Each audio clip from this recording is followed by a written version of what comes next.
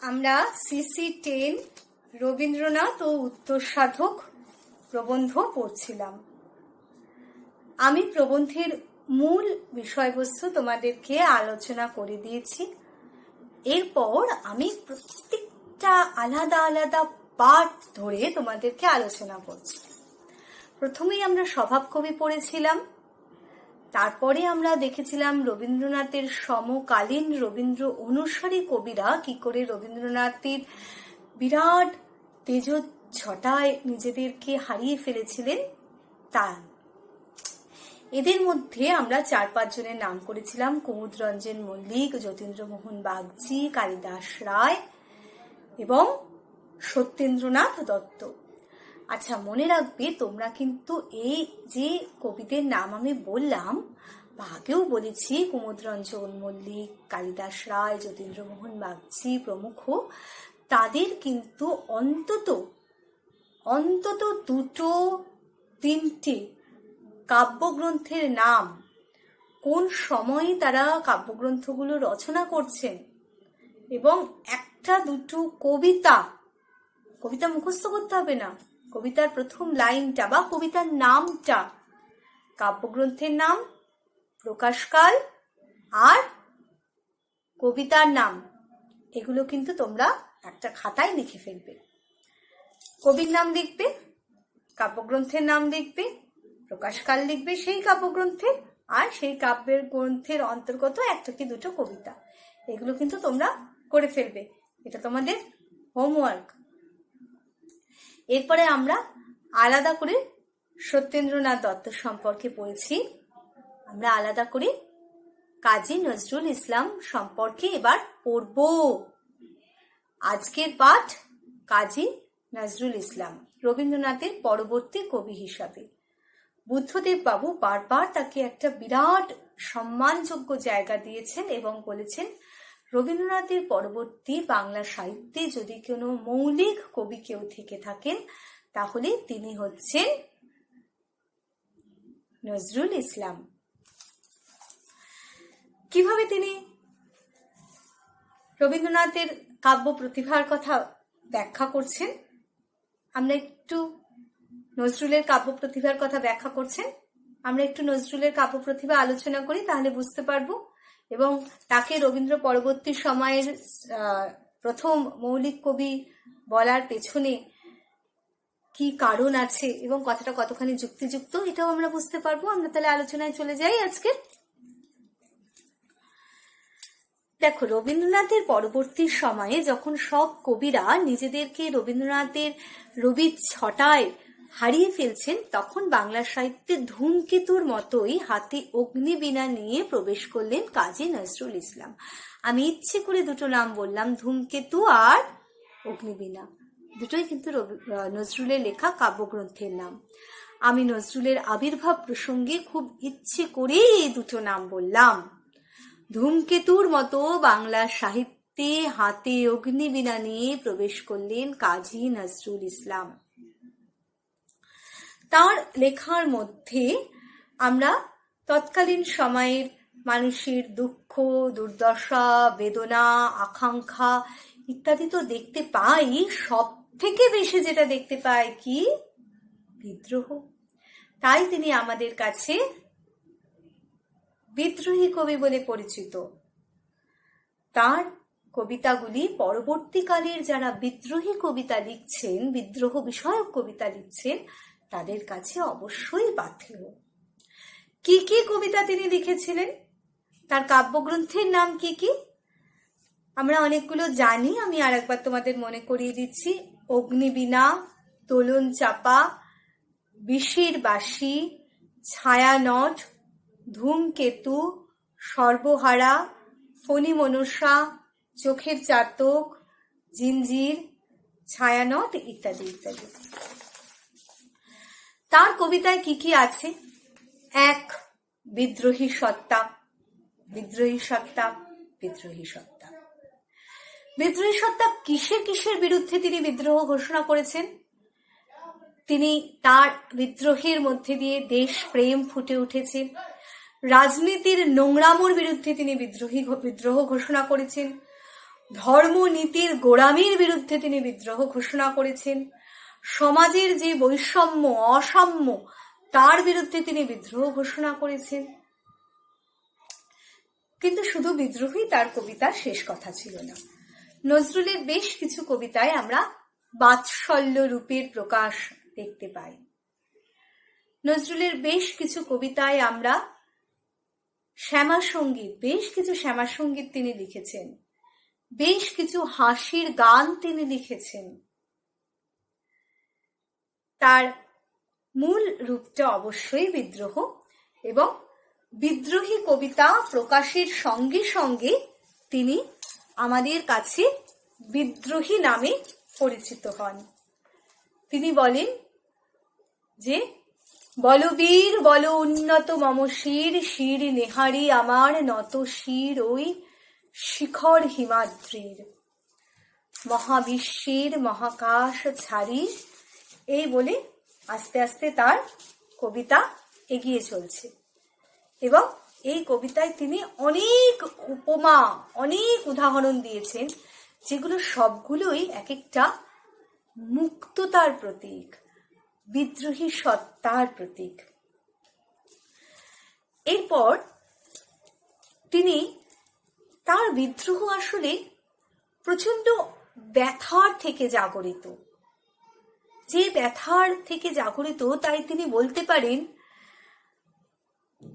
আমি বিদ্রোহী রণক্লান্ত, আমি সেই দিন হব শান্ত, যবে উৎপীড়িতের ক্রন্দন রোল আকাশে বাতাসে ধ্বনিবে না, যবে অত্যাচারীর খড়গ কৃপান ভীম রণভূমে রনিবে না। তার সব কবিতার মধ্যে আমরা বিদ্রোহীর পাশাপাশি এই মানব দরদী রূপটা কিন্তু বারবার ফুটে উঠতে দেখি। তার দোলন চাপা এই কাব্যগ্রন্থ তিনি প্রেসিডেন্সি জেলে অবস্থানকালে রচনা করে থাকেন। আমি বললাম কারণ এটা একটা শর্ট প্রশ্নের জন্য ইম্পর্টেন্ট হতে পারে তোমাদের। প্রেসিডেন্সি জেলে বসে তিনি দোলন চাপা কাব্যগ্রন্থ রচনা করেছিলেন। জানো তো, রবীন্দ্রনাথ তার বসন্ত নাটকটা নজরুলকে উৎসর্গ করেছিলেন, এবং এই বসন্ত নাটকটা যখন তিনি জানতে পারেন যে উৎসর্গ করা হয়েছে তাকে, নজরুলকে, তখন তিনি এত খুশি হন, তখন তিনি একটা কবিতা লেখেন, আজ সৃষ্টি সুখের উল্লাসে। আচ্ছা, যাই হোক, আমাদের মূল আলোচনায় আসি। তার কামাল পাশা, এটাও খুব ইম্পর্টেন্ট কবিতা। এই কবিতায় যে যুদ্ধ, যে যারা যুদ্ধ করে সেই যোদ্ধারা যে তালে তালে হেঁটে বেড়াচ্ছে, তো এই ছন্দটা, তালে তালে হেঁটে বেড়ানোর ছন্দটা তার এই কামাল পাশা কবিতার মধ্যে খুব সুন্দরভাবে ফুটে উঠেছে। নজরুলের বিষের বাঁশি ইত্যাদি, অগ্নিবীণা, এইসব যে কবিতাগুলো, তাতে আমরা বারবার দেশ মাতার যে নিপীড়িতা রূপ এবং তাকে উদ্ধার করার জন্যে যে অকৃত্রিম মানব প্রীতি, বিদ্রোহ চেতনা, পরাধীনতার গ্লানি, এগুলো বারবার উঠে আসতে দেখি। তিনি বারবার বলেন, এবং সেই কণ্ঠে সেই বিদ্রোহ, সেই বজ্রগর্ভ বিদ্রোহ বারবার তার কণ্ঠে ভেসে আসতে দেখি। তিনি বলেন, যেথায় মিথ্যা ভণ্ডামি ভাই করব সেথায় বিদ্রোহ, যেখানেই ভণ্ডামি দেখবো আমি সেখানেই বিদ্রোহ করব, এবং তিনি করেছেন। তার ক্ষমতা, তার বিদ্রোহীর জীব এতটাই খরসান, তিনি বলতে পারেন, কারারই লৌহ কপাট ভেঙে ফেল করলে লোপাট, কিভাবে না লাথি মার ভাঙড়ে তালা। তিনি বিদ্রোহী, এতটাই বিদ্রোহী, তিনি বলতে পারেন, আমি বিদ্রোহী ভৃগু, আমি ভগবান বুকে এঁকে দেব পদচিহ্ন। তিনি বারবার সাম্যের কথা বলেছেন, তিনি বারবার বলেছেন, গাহি সাম্যের গান। এই সাম্যের গান নারী পুরুষের মধ্যে, পৃথিবীর যা কিছু সুন্দর চিরকল্যাণকর, অর্ধেক তার আনিয়াছে নারী, অর্ধেক তার নর। এই সাম্য সমাজের বিভিন্ন স্তরের মানুষের মধ্যে। দেখুন, সেদিন রেলে কুলি বলে এক বাবু সাপ তারে ঠেলে দিলে নিচে ফেলে। এবং লাস্টে তিনি বলছেন, যে দধিচিদের হাড় দিয়ে ওই বাষ্প শকট চলে, একদিন সেই বাষ্প শকটে তুমি চাপা পড়বে। এই সাম্য সমস্ত জাতির ঊর্ধ্বে। গাহি সাম্যের গান, যেখানে আসিয়া এক হয়ে গেছে সব বাধা ব্যবধান, যেখানে মিশেছে হিন্দু, বৌদ্ধ, মুসলিম, খ্রিস্টান। এই সাম্য তার সমস্ত নারীর প্রতি। কে বলে তোমারই বারাঙ্গনা মা, কে দেয় গায়ে থুতু। কে তোমায় বলে বারাঙ্গনা মা, কে দেয় থুতু ও গায়ে, হয়তো তোমায় স্তন্য দিয়াছি সীতা সম সতী মায়ে। পাশাপাশি তিনি অনেকগুলো রোমান্টিক কবিতাও কিন্তু লিখেছেন। বাতায়ন পাশে, গুবাকু তরুর শাড়ি, প্রিয়ার সন্ধানে, ইত্যাদি ইত্যাদি। আচ্ছা, নজরুলের কাব্য প্রতিভার আলোচনায় আসা যাক। নজরুল কাব্য তিনি কিন্তু কোনো ধ্রুপদী আঙ্গিকের কবি নন, আঙ্গিকেও নয়, বিষয়বস্তুগত দিক থেকেও নয়। তার প্রচুর স্বভাব, কবির যে ধর্ম, অন্তর থেকে কবিতা বেরিয়ে আসে বারবার, তার মধ্যে সেটা আমরা দেখেছি। প্রচুর উচ্ছলতা, আবেগ, উচ্ছ্বাস, এগুলো তার কবিতার মধ্যে আমরা বারবার দেখেছি। এবং এটা তার কবিতার একদিকে যেমন গুণ, এটাই কিন্তু তার কবিতার একদিকে দোষ হয়ে দাঁড়িয়েছে। প্রচুর কথা তিনি বলেছেন, প্রগল্ভের মতো অনেক কথা তিনি বলেছেন। এত হয়তো না বললেও কোনো অসুবিধা ছিল না, কিন্তু তিনি বলেছেন এগুলো। এবং তার কবিতার মধ্যে কোথাও গিয়ে আমরা দেখবো ছন্দগত হয়তো মিলছে না কোনো একটা লাইনের ছন্দ, শব্দ হয়তো তিনি মেলাবার জন্য শব্দটাকে একটুখানি চেঞ্জ করে দিয়েছেন। ভাষা, নানান রকমের অন্যান্য বিজাতীয় ভাষা, আরবি, ফার্সি শব্দ তার কবিতার মধ্যে বারবার দেখছি আমরা চলে এসেছে। তাই আমরা যদি একেবারে একটা দাঁড়িপাল্লা নিয়ে হিসাব করতে বসি যে সার্থক কবিতার কি কি গুণ থাকা দরকার, তাহলে আমরা দেখবো নজরুল কিন্তু সেখানে অনেকগুলো ব্যাপারে বেশ কম নম্বর পেয়ে যাচ্ছেন। তা সত্ত্বেও নজরুল বাংলার রবীন্দ্রনাথ পরবর্তীকালের প্রথম মৌলিক কবি। কারণ তখন তো এটাই দরকার ছিল, রবীন্দ্র কবিতার বিদ্রোহ করার জন্য, সেখান থেকে বেরিয়ে আসার জন্য এই বিদ্রোহ চেতনারই দরকার ছিল। এখন রবীন্দ্রনাথ কিন্তু জেনে বুঝে যে আমি রবীন্দ্রনাথকে আক্রমণ করব বলে নজরুল কিন্তু কবিতাগুলো লেখেননি। তার লেখার মধ্যে স্বভাবতই এই জিনিসটা চলে এসেছে। আসলে তার জীবনটাই সেরকম ছিল। একদম ছোটবেলায় তিনি পরিবারের ভালোবাসা হারিয়েছিলেন। তারপর তাকে চায়ের কাপ ধুতে হয়েছে, তাকে লোটো দলে গান করতে হয়েছে পেটের জন্যে, দুটো পয়সার জন্যে। তিনি মানুষের কাছে মোট বহন করেছেন, দোকানে মানুষের এঁঠো বাসন মেজেছেন, যুদ্ধ করতে গেছেন। আর তারপর তিনি অনেক কিছু দেখেছেন, অভিজ্ঞতা তার ভয়ঙ্কর কঠিন কঠিন অভিজ্ঞতা। আর তাই তো বোধহয় যুদ্ধ থেকে এসে তিনি কামান ছেড়ে কলম ধরলেন, আর গোলাগুলো তার কণ্ঠের গান হয়ে বিদ্রোহ করতে শুরু করে দিল। তাই না? আমার তো তাই মনে হয়। তাহলে বুদ্ধদেব বসু, তাই তিনি বারবার রবীন্দ্রনাথকে স্বীকার করেই রবীন্দ্রনাথের পরবর্তী শ্রেষ্ঠ মৌলিক কবি হিসাবে নজরুলকে স্বীকৃতি দান করছেন এবং বলছেন, তার ভাষাতেই বলি, নজরুল ইসলামকে মনে হয় রবীন্দ্রনাথের পরে অন্য একজন কবি, ক্ষুদ্রতর নিশ্চয় কিন্তু নতুন।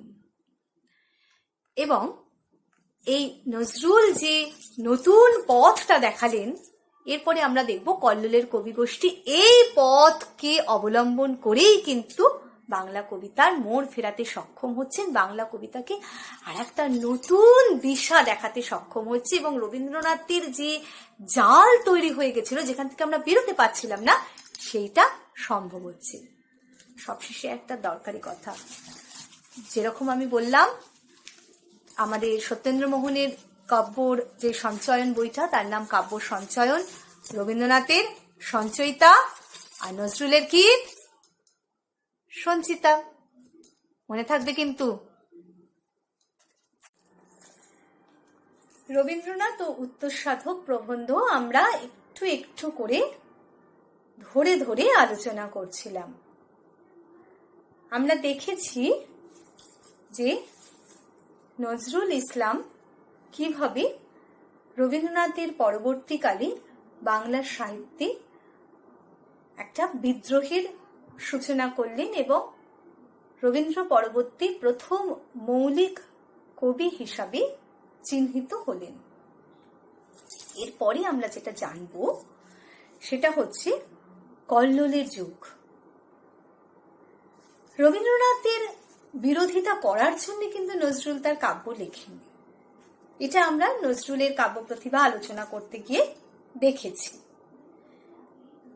স্বভাবতই তার মধ্যে এই জিনিসটা চলে এসেছিল,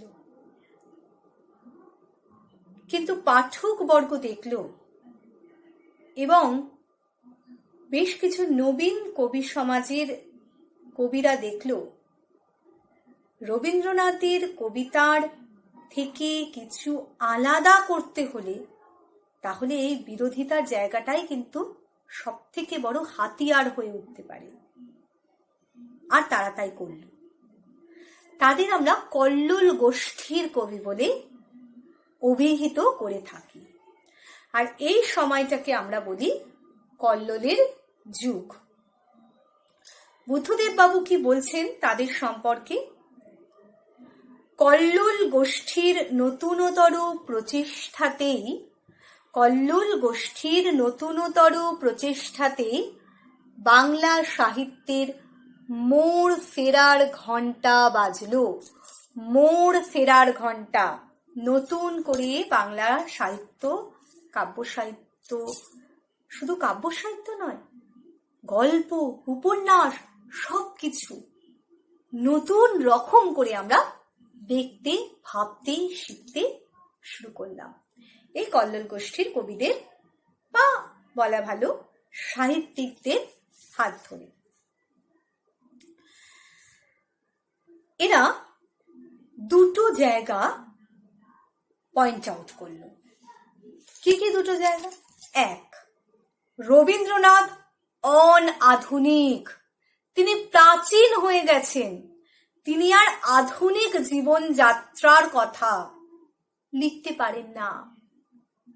দুই, রবীন্দ্রনাথের লেখার মধ্যে পায়ে চলা মানুষের, সাধারণ মানুষের, নিম্নবিত্ত মানুষের, দিন আনে দিন খায়, খেটে খায়, প্রচন্ড সমাজ বাস্তবতার সাথে প্রত্যেক দিন লড়াই করতে হয়, সেই সব মানুষের কথা নেই। এই দুটো তীর দিয়ে দ্বিমুখী আক্রমণ তারা করতে শুরু করল। কিন্তু এটা কি সত্যি? রবীন্দ্রনাথের লেখায় বাস্তব জীবনের কথা নেই? আছে তো। রবীন্দ্রনাথের ছোট গল্প পুরোটাই তো বাস্তব, বাস্তব জীবনের সব টুকরো টুকরো উপাদান নিয়ে সেগুলো লেখা হয়েছে। তার লেখায় আমরা চন্দরাকে পেয়েছি, তার লেখায় আমরা রাইচরণকে পেয়েছি, তার এই ভৃত্যস্থানীয় লোকগুলো, তার মঞ্জুলিকাকে পেয়েছি, তার মৃণালকে পেয়েছি। তাহলে সাধারণ মানুষের কথা কি সেখানে একেবারে নেই? আছে, কিন্তু তাদেরকে নিয়ে তিনি যেভাবে উপস্থাপন করেছেন সেটা কোথাও গিয়ে একটা সফট, একটা প্লেটোনিক, একটা মিষ্টি মধুর ব্যাপারের জায়গায় চলে এসেছেন। বিদ্রোহ, তীব্রতা, সেগুলো খুব যেন খুব পোলাইটলি হয়েছে, খুব একটা খুব সুন্দর স্বচ্ছতার মোড়কে ডেকে হয়েছে। কিন্তু তারা যে ভাষায় কথা বলে, তারা ঠিক যেভাবে তাদের রিয়াকশন ব্যক্ত করে, সেইগুলো রবীন্দ্রনাথ সেই নগ্নতা, সেই অশ্লীলতা তার লেখার মধ্যে কিন্তু আমরা পাইনি। কল্লোলের সাহিত্যিকরা এই জায়গাটাতেই পয়েন্ট আউট করতে চেয়েছেন এবং এইটা ধরেই কিন্তু তারা রবীন্দ্রনাথের বিরোধিতা করতে শুরু করলেন। তারা মূলত যে পত্রিকাগুলোতে কেন্দ্র করে তাদের লেখা প্রকাশ করছিলেন সেই পত্রিকাগুলোর নাম তোমরা নিশ্চয়ই জানো, কারণ তোমরা তো এটাও পড়ে এসেছো। কোথায় বলো তো? একদম ঠিক, পত্রপত্রিকার ইতিহাসে পড়ে এসেছো। কি কি ছিল যেখানে কল্লোল গোষ্ঠীর কবিরা, সাহিত্যিকরা, লেখকরা তাদের লেখা প্রকাশ করছেন? কি কি পত্রপত্রিকা ছিল? না, কল্লোল, কালিকলম, প্রগতি, সংহতি, গণবাণী, গণশক্তি ইত্যাদি ইত্যাদি। দেখো, এগুলোর মধ্যে বেশ কিন্তু কিছু বামপন্থী পত্রিকা রয়েছে। কেন না, ওই যে বললাম, তৃণমূল স্তরের মানুষদেরকে ধরতে হবে, শ্রমিক মানুষদেরকে ধরতে হবে, আর নিম্ন মধ্যবিত্তদের ধরতে হবে। কল্লোলের কবিরা, কল্লোলের লেখকরা সেখানেই নেমে এসেছিলেন, মধ্যবিত্তদের থেকেও আরো নিচু স্তরে। তারা চলে গেলেন বস্তিতে। তাদের লেখা, তাদের মনন চলে গেল কোথায়?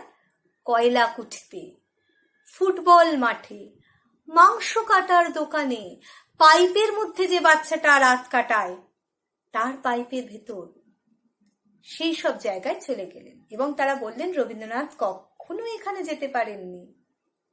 রবীন্দ্রনাথ নিজেও সে কথা জানতেন, তিনি স্বীকার করেছেন যে তার কবিতা বিচিত্রগামী হলেও এই সব জায়গায় কিন্তু নেমে আসতে পারেননি। তিনি নিজেও এ কথা স্বীকার করেছিলেন যে সর্বত্রগামী কিন্তু হতে পারেনি তার কবিতা।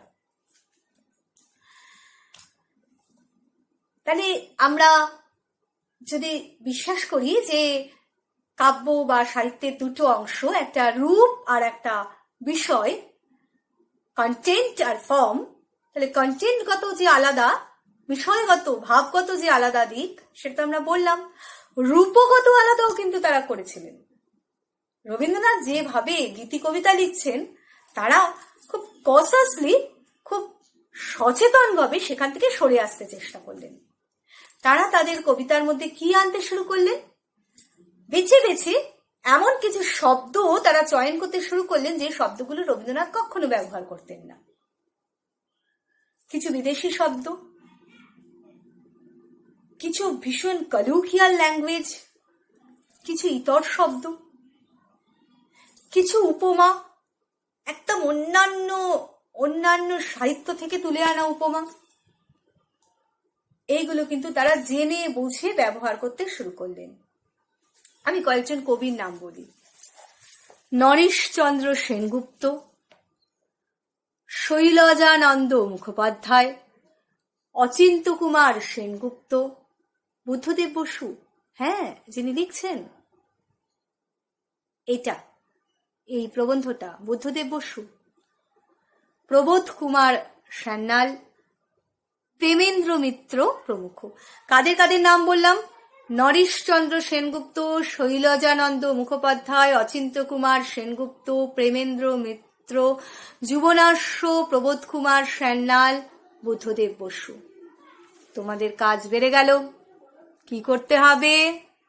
তাহলে এই যে কবিদের নামগুলো বললাম, তাদের প্রত্যেকের সময়কাল, তাদের লেখা কাব্যগ্রন্থগুলোর নাম, প্রথম কাব্যগ্রন্থটা অবশ্যই, এবং দুটো একটা কবিতার নাম, আর তাদের যদি কোনো বিশেষ উপাধি থেকে থাকে তাহলে সেই উপাধিটা, এটা খাতায় নোট করে ফেলতে হবে।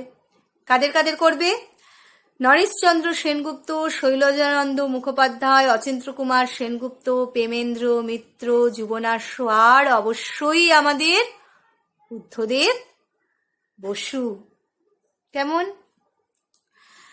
তারা রবীন্দ্রনাথের বিরোধিতা করতে শুরু করলেন, এবং তারা যে বলেছেন রবীন্দ্রনাথ আধুনিক নন, এই অভিযোগটা কিন্তু রবীন্দ্রনাথের নিজের কাছেও এসে পৌঁছলো, এবং তিনি নিজেও ততদিনে বুঝতে পারছেন যে বাংলা কাব্য সাহিত্যের মোড় ফেরার দরকার আছে। তিনি লিখলেন শেষের কবিতা, তিনি লিখলেন ল্যাবরেটরি, এবং আবারও তারা এই কবি গোষ্ঠীর কথা বলছি যারা, তারা আবারও অবাক হলেন এবং তারা আবারও পরাজয় স্বীকার করলেন। রবীন্দ্রনাথ এতটাও আধুনিক হতে পারেন, রবীন্দ্রনাথ এইরকম ভাবেও লিখতে পারেন। তারা রবীন্দ্রনাথকে এত ভালো করে পড়েছেন, রবীন্দ্র অনুসারী কবি যারা রবীন্দ্রনাথের কবিচ্ছটায় হারিয়ে গেছেন তারাও বোধহয় এত ভালো করে রবীন্দ্রনাথকে পড়েননি। তারা দিনের পর দিন, রাতের পর রাত জেগে শুধু রবীন্দ্রনাথকে পড়ে গেছেন ছিদ্রগুলো খুঁজে বার করার জন্য, যে এখান দিয়ে আমাদের বিদ্রোহ করতে হবে, এখান দিয়ে আমাদের পালাতে হবে। কারণ তিনি তো, এই যে বললাম, আধুনিক নন, তিনি তো সেটাকেও আর হতে দিচ্ছেন না, তিনি সেই জায়গাটাতেও আটকে দিচ্ছেন। এবং আস্তে আস্তে তারা রবীন্দ্রনাথের এই চিত্রগুলোকে খুঁজে বের করে করে সেই পথ দিয়ে তারা এগোতে শুরু করলেন। এবং কল্লোলের মধ্য দিয়ে কিন্তু তরুণ বাঙালির মন খুঁজে পেয়েছিল কি কি না, আন্তর্জাতিক সাহিত্যের খবর। তারা কবিতার মধ্যে কি করবেন, তারা অন্য জায়গার খবর কবিতার মধ্যে ঢোকাতে শুরু করলেন। বাস্তব, গণতন্ত্র, জনচেতনা, যৌবন, সেক্স, প্রেমের মনস্তাত্ত্বিকতা, পরিবারের মধ্যে খিটিমিটি, অত্যাচার, মারামারি, ধর্ষণ, নোংরামি, দুঃখবোধ, দেহবাদ, মূল্যবোধহীনতা, এগুলো নিয়ে আসতে শুরু করলেন অন্য দেশের কবিদের কথা। সেগুলো যেমন ফ্লবেয়ার, জোলা, ম্যাক্সিম গোর্কি, দন্তভস্কি, টলস্টয় ইত্যাদির কথা কবিতার মধ্যে তারা নিয়ে আসতে শুরু করলেন। এবং এইভাবে তারা কিন্তু একটা পথ তৈরি করে দিলেন। আর আমরা দেখব এই পথেই আস্তে আস্তে এগিয়ে গিয়ে বাংলা সাহিত্য, বাংলা কাব্য সাহিত্য রবীন্দ্রনাথের উত্তরকালে আবার একটা নতুন দিশা খুঁজে পাবে। ঠিক আছে, তাহলে আমি চলে যাব আমার নেক্সট, এর পরের অংশটাতে। রবীন্দ্রনাথ ও উত্তর সাধক প্রবন্ধের একদম শেষ পর্যায়ে আমরা চলে এসেছি। আমরা দেখেছি কল্লোলের কবিগোষ্ঠী বাংলা সাহিত্য, বাংলা কাব্য সাহিত্যকে মূলত, আর সাহিত্যকেও বলবো অবশ্যই, কিভাবে একটা নতুন মোড়, একটা নতুন দিশা দেখিয়েছে। তবে একটা জিনিস কি, তারা কিন্তু রবীন্দ্রনাথের বিরোধিতা করার জন্যই বিরোধিতা করছিলেন। এবার আস্তে আস্তে যেটা হলো সেটা হলো, এটা একটা স্বভাবজাত একটা ধর্মে পরিণত হলো এবং এটা একেবারে আত্মীকরণ হয়ে গেল। আমরা বুঝতে শুরু করলাম যে আমাদের যদি নতুন কিছু করতে হয় তাহলে আমাদের চোখটা নতুন ভাবে দেখতে হবে, আমাদের কানকে অনেক বেশি কিছু শুনতে হবে, আমাদেরকে অনেক বেশি অনুভূতি গ্রাহ্য আমাদেরকে হতে হবে। এবং যত বেশি পড়াশোনা করতে লাগলেন কবিরা রবীন্দ্রনাথকে নিয়ে, আমার চারিপাশকে নিয়ে, এবং অবশ্যই বিদেশীয় সাহিত্য, বিদেশীয় ঘটনাবলীকে নিয়ে, তত তাদের কিন্তু জ্ঞানের ভান্ডারটা পূর্ণ হতে লাগলো এবং রচনার ক্ষেত্রে সেগুলো প্রকাশ পেতে লাগলো। যারা এরকম করলেন তাদের বেশ কয়েকজনের নাম আমরা এই উত্তর সাধক প্রবন্ধে পেয়ে থাকি। কার কার নাম আছে এখানে? না, সুধীন্দ্রনাথ দত্ত,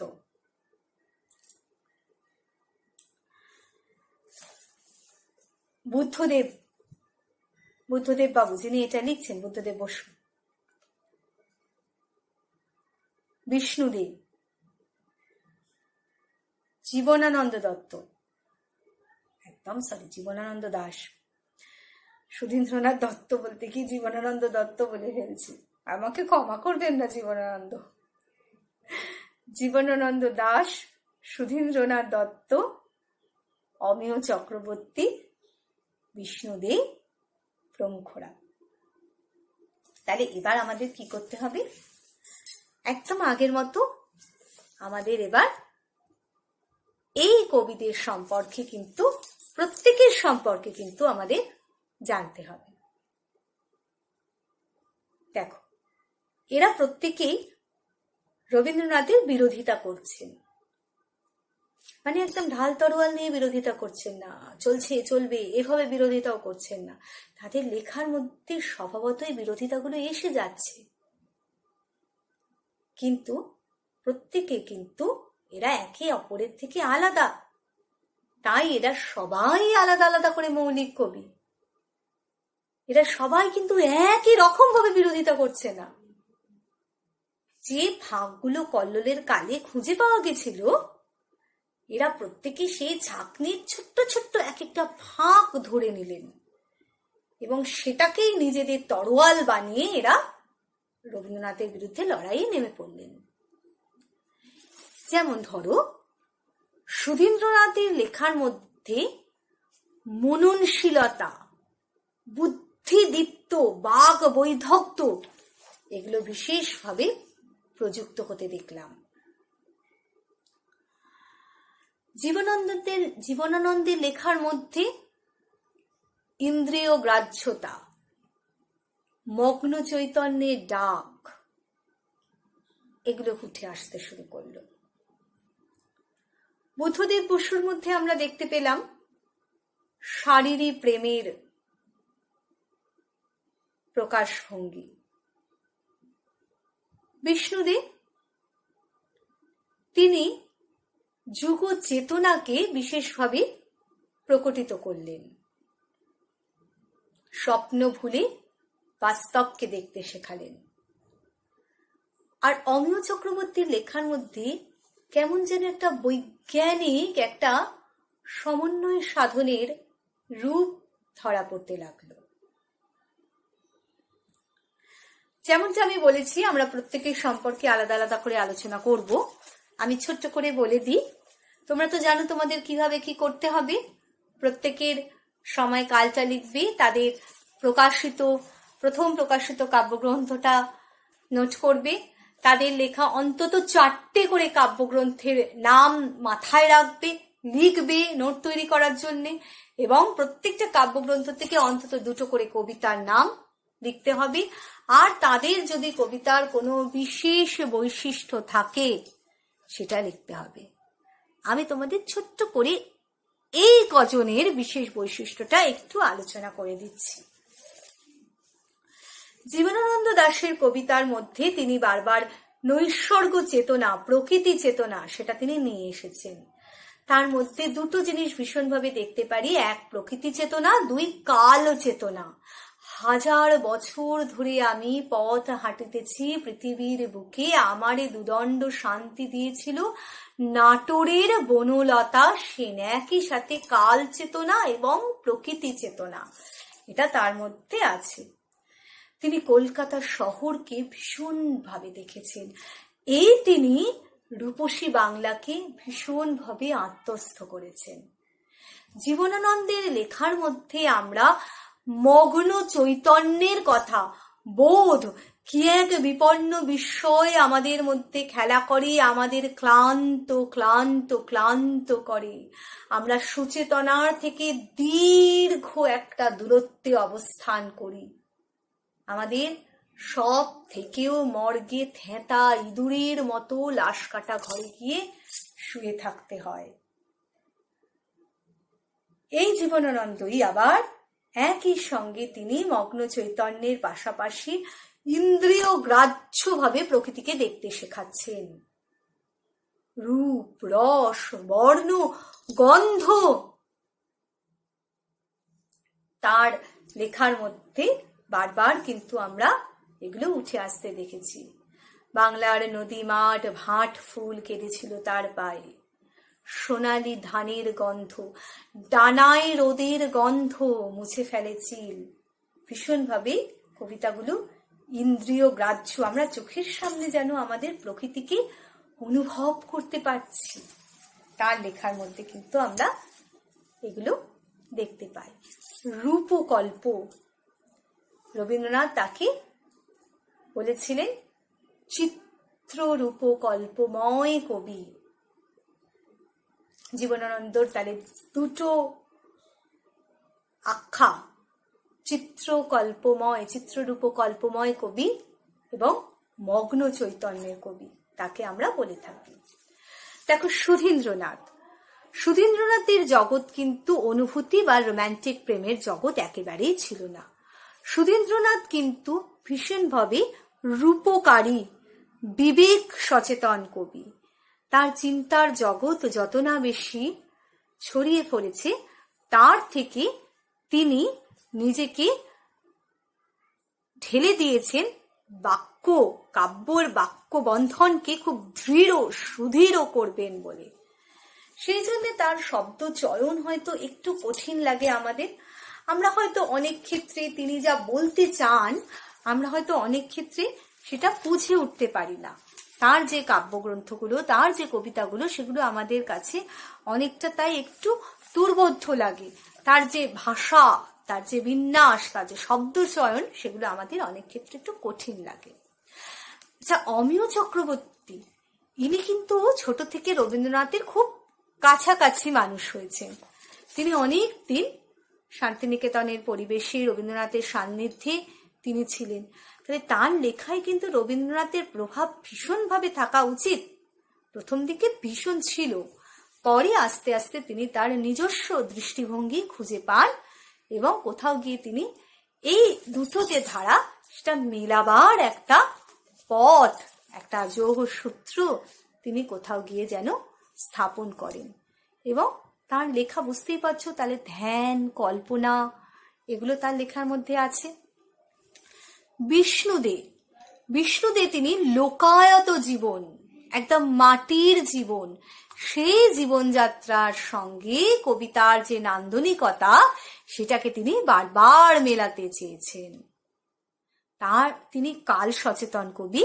তার লেখার মধ্যে ফ্যাসিবাদ, মন্বন্তর, যুদ্ধ, 40-এর দাঙ্গা, উত্তাল সময়, এগুলো তার লেখার মধ্যে আমরা বারবার ফিরে ফিরে আসতে দেখি। আচ্ছা, বিষ্ণুদের লেখার মধ্যে আমরা দেখি তিনি অন্যান্য নানান সাহিত্য থেকে তিনি উপাদান সংগ্রহ করছেন এবং খানিকটা ব্যঙ্গকৃতি তার লেখার মধ্যে আমরা খুঁজে পাচ্ছি। সুভাষ মুখোপাধ্যায়, একে আমরা পদাতিক কবি বলে থাকি। একদম সাধারণ মানুষের কথা, বিদ্রোহী মানুষের কথা, কমিউনিস্ট মানুষের কথা, বামপন্থী মনোভাবে বিশ্বাসী মানুষের কথা, সাম্যবাদী মানুষের কথা তার লেখার মধ্যে আমরা বারবার উঠে আসতে দেখি। দেখো, এইসব কবিরা কিন্তু স্বীকার করে নিচ্ছেন যে তারা রবীন্দ্রনাথের দ্বারা প্রভাবিত, কিন্তু তাদের লেখার মধ্যে কিন্তু রবীন্দ্র প্রভাবটা সেভাবে পাওয়া যাচ্ছে না। তারা কিন্তু অনেক সময় রবীন্দ্রনাথের কবিতা নাম একই রেখে কবিতা রচনা করছেন। বধূ কবিতার কথা মনে পড়বে, সুভাষ মুখোপাধ্যায় বধূ কবিতা লিখছেন।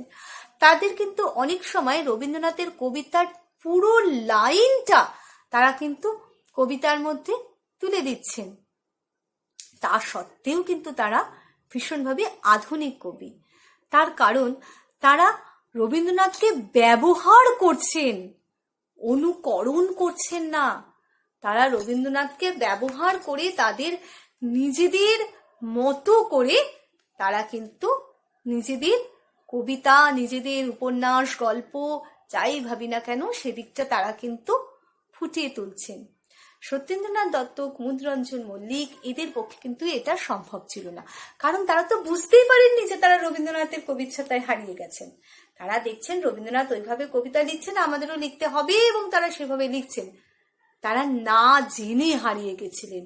আর এনারা জেনেছেন বলে এনারা বেরিয়ে আসার পথ দেখছেন। তারা রবীন্দ্রনাথকে কাজে লাগিয়ে নতুন কিছু তৈরি করতে শুরু করলেন। তাহলে এইভাবেই বাংলা সাহিত্য কিন্তু, বাংলা কবিতা কিন্তু রবীন্দ্রনাথের উত্তরকালে রবীন্দ্রনাথের যে একটা বিরাট বলয় তৈরি হয়েছিল, সেখান থেকে একটু একটু করে বেরিয়ে এসে নাবালক দশা অতিক্রম করে সাবালক হয়ে উঠল এবং একটা বেশ বহুমুখী দিকে বাংলা কবিতা তার গতিপথকে চালিত করতে সক্ষম হলো।